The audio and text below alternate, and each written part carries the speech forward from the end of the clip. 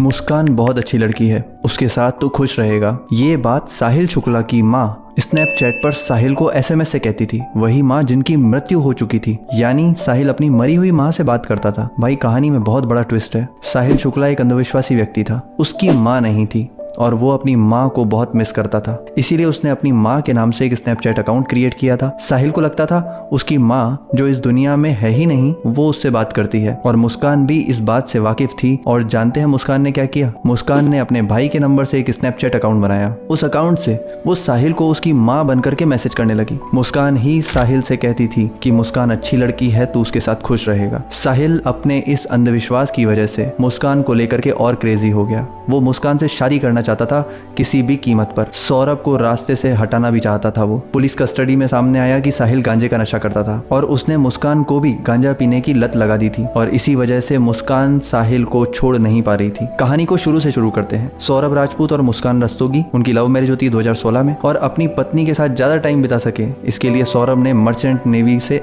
अपनी जॉब से रिजाइन कर दिया, और इस कारण से उसकी फैमिली में लड़ाइयाँ होने लगी और तनाव बढ़ने के कारण से इन दोनों ने किराए पर मकान ले लिया, वहां रहने चले गए, और सौरभ के घर वालों ने उनको प्रॉपर्टी से बेदखल कर दिया। 2019 में इनकी एक बेटी होती है, लेकिन इनका वैवाहिक सामंजस्य ठीक से नहीं चल रहा था, क्योंकि मुस्कान ने सौरभ के पैसे को देख करके उससे शादी की थी। और जब सौरभ ने जॉब छोड़ दी, प्रॉपर्टी से बेदखल हो गया, किराए के मकान में रहने लगा, तब उनके बीच में लड़ाई झगड़ा होने लगा। और तब मुस्कान को मिला उसका बचपन का दोस्त साहिल शुक्ला, और इनकी मुलाकातें बढ़ने लगी। सौरभ को इन दोनों के रिश्ते के बारे में पता चला, इससे इनके रिश्ते में काफी तनाव आ गया और बात तलाक तक पहुंच गई। लेकिन सौरभ ने अपनी बेटी के खातिर से शादी में बने रहने का फैसला किया। 2023 में पैसे की तंगी के कारण से सौरभ एक बेकरी में काम करने के लिए लंदन चला गया। जब सौरभ लंदन में था तब साहिल ने और मुस्कान ने पिछले साल नवंबर में ही तय कर लिया था कि जब सौरभ आएगा तब उसका काम तमाम कर दिया जाएगा। कोई 2 साल बाद सौरभ 24 फरवरी को लंदन से मेरठ लौट रहा था। तय हुआ जिस दिन मुस्कान का जन्मदिन था 25 फरवरी को, उसी दिन सौरभ की हत्या कर दी जाएगी। मुस्कान सौरभ को शराब पिलाएगी, उस शराब में बेहोशी की दवा होगी। सौरभ जैसे ही बेहोश होगा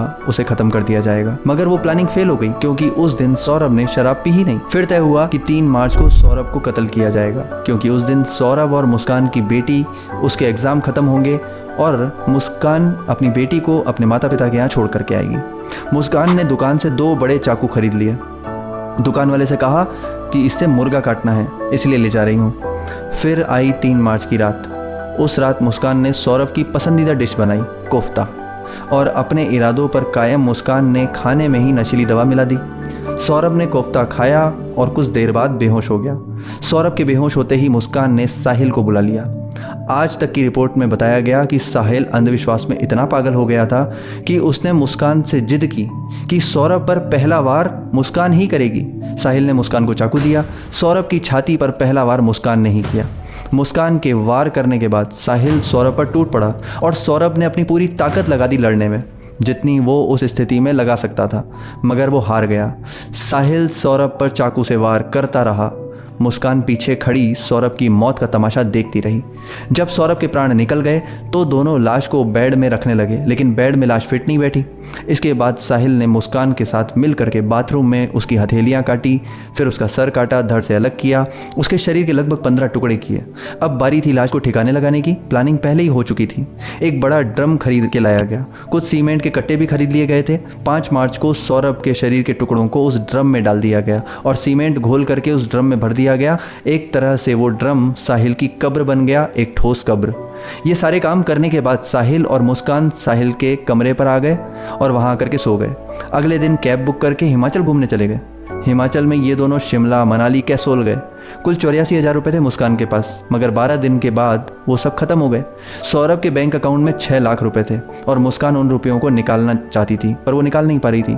और परेशान होकर के मुस्कान ने अपनी माँ कविता को फ़ोन किया और पूछा कि बैंक अकाउंट से पैसे कैसे निकालते हैं। तब माँ ने गुस्सा होकर पूछा कि सौरभ तो तुम्हारे साथ होना चाहिए था, तुम्हें रुपयों की क्या ज़रूरत है। तब मुस्कान ने अपनी माँ को बता दिया कि मैंने सौरभ को मार डाला है। और माँ के कहने पर 17 मार्च को मुस्कान साहिल के साथ मेरठ वापस लौट आई। इधर सौरभ का भाई राहुल बीते कई दिनों से अपने भाई से बात करने की कोशिश कर रहा था, लेकिन उसका फ़ोन पर बात नहीं हो पा रही थी। राहुल मंगलवार को सौरभ के किराए वाले घर पर पहुंचा, लेकिन वहां पर कोई नहीं मिला और उसकी भाभी किसी अननोन पर्सन के साथ में आती हुई दिखी। तब राहुल ने अपने भाभी से पूछा भाई के बारे में। तो वो कोई जवाब नहीं दे पाई और राहुल को एक अपरिचित युवक का भाभी के साथ देख करके कुछ अजीब लगा और उसने मुस्कान से पूछा कि ये लड़का कौन है, जिस पर मुस्कान चुप हो गई। और राहुल उसके बाद घर के अंदर गया। उसे तेज बदबू आ रही थी। उसने शोर मचाते हुए मुस्कान और उसके साथ आए हुए लड़के साहिल को दबोच लिया। आसपास के लोग भी जुड़ गए और पुलिस को सूचना दे करके बुला लिया गया। 19 मार्च 2025 को मुस्कान रस्तोगी और साहिल शुक्ला को मुख्य न्यायाधीश मजिस्ट्रेट की अदालत में पेश किया गया और 14 दिन की न्यायिक हिरासत में भेज दिया गया।